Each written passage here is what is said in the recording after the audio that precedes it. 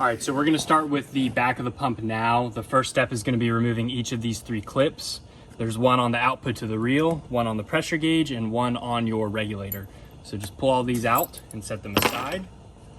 We'll do the regulator first. What you have to be careful of is when you pull this off, there's a ceramic plunger in here, a washer, and an O-ring, which we'll go over how to replace this stuff in another video. But you wanna make sure this guy doesn't fall out. There's nothing else in this regulator, so you can just take the regulator and set that aside. Same thing with your plunger. For your output, just grab it, wiggle it, and pull it out. Set that to the side, and then same thing with your pressure gauge. Just like that. Now that this is disassembled, we'll go ahead and pull out the washer too, just so that doesn't fall out. You're gonna repeat the same process on the back side that you did on the front side. So we're gonna take out all 6 of the check valve bolts, and then the 3 on the center portion of the manifold. All right, so on the back of the manifold, you're gonna have the same issue, if you will, where 2 of these keepers are gonna fall out. So make sure you grab them and set them aside. Now you'll just grab the back of the manifold here and just lightly plop it off. Inspect, make sure that there's no obstructions or clogs in it. This looks pretty good, so we'll set this aside. This one's a lot easier. You don't have to worry about taking it apart. You can just pull it off and put it right back on. Like I said on the front, these check valves are orientated differently than the front of the pump, so you want to make sure that you have that understanding, and you can take a picture of it to make sure that they go back in the same way they came out. But you're going to do the same process, which is taking the pick and using the frame here and just kind of maneuvering them out of the way like that. That's 1. This is 2. And this is 3. Sometimes they'll be more difficult than others, and sometimes the seal will come out, sometimes it won't. So that's 3. Now, the whole reason that I shot this video is because of this right here. Something as small as that piece of plastic can cause all types of issues. If you look pretty carefully, you'll see that you can't see through, any part of that. But if you look on this one where that plastic is wedged, you can see this little gap. So that's allowing water to basically go back through, and this is going to contribute to pressure loss, air leaks, no volume coming out of your gun, multiple variables of a not properly functioning system. So something as simple as this little piece of trash right here can cause that. That's why it's very, very important to carry and have not only water filters on your inlet, which we're going through changing those out right now, but water filters on your manifold and on your drop tubes. This will reduce greatly the amount of debris that gets in and can cause you headaches like this. Because what you got to understand is you don't know which side it's going to be on. So 9 times out of 10, you have to pull off both sides of the manifold to locate that. So now you just wasted a couple hours of the day that, a water filter or something could have saved you. So we've been running off hydrants for a little bit. That's what I'm pretty sure caused this.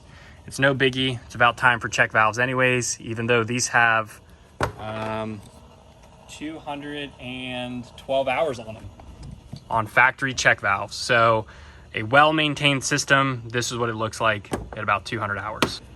All right, so we're gonna take our new check valves and we're gonna reinstall them. Same thing, you're gonna use your seal, put that in first, and then you're gonna take your check valve, and remember, this part goes into the pump first. You wanna make sure that that seal is in there.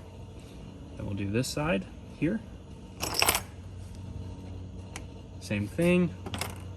Then we'll take this one down here and do that.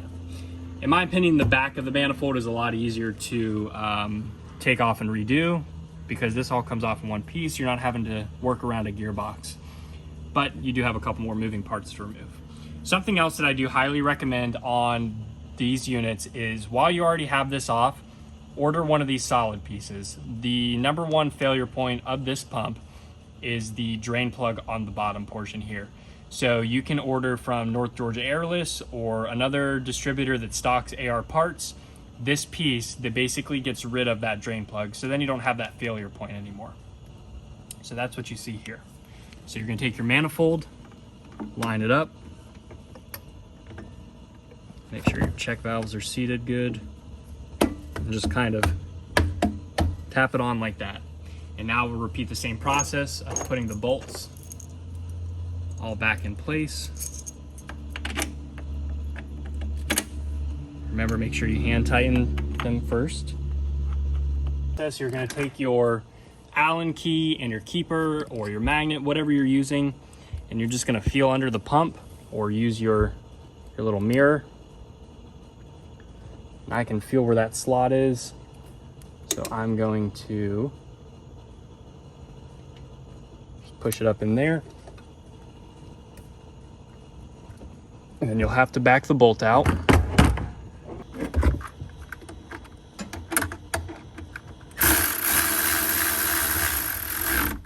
Boom. And now that's snug. So after they're all snugged up, we're going to do the same exact process, 90 inch-pounds. I definitely recommend getting a torque wrench, not only for this, but for anything you're going to be doing maintenance-wise on your equipment, trucks, or trailers. It will give you an pretty much exact result every time, and it rules out over tightening, under tightening, air leaks, water leaks. I mean, all kinds of just headaches. So by spending a couple $100 on something that's gonna help you out in the long run, will always make life easier. We're gonna repeat the same process of disassembly. So we'll take our outlet, make sure that these little tabs here and here line up with the holes and the slits on there, like that. We'll take our clip. I don't really think it matters which way you angle this little portion, but we're gonna seat it like that. I'm gonna give it one little tap. And then we'll do our pressure gauge.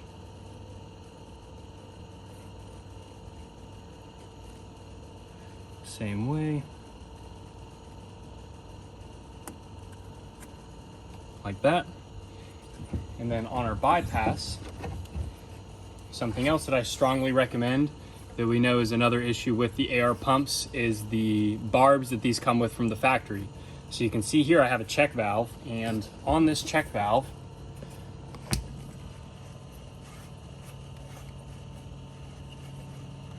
you'll notice that there's nothing in here. All this is the threads to go onto that check valve and give you a nice banjo elbow here that you can cinch down a good hose clamp, because this does get some pressure in it. So you want to make sure that it gives you a nice snug fit. So yeah, there's other options out there for female 3/4 inch threads that you can put over this. Yes, this is 3/4 inch pipe thread, but I found that the check valves are the best option. So they're a little bit more expensive, but they make out in the long run.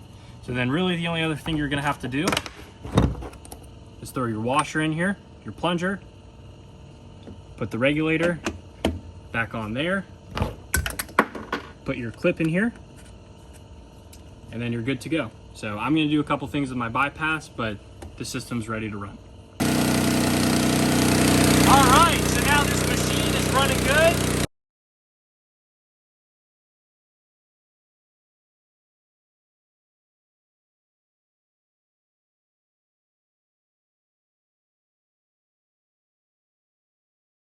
Pressure, we just set it. As you can see, it's doing what it needs to. No more fluctuation, it's got good flow.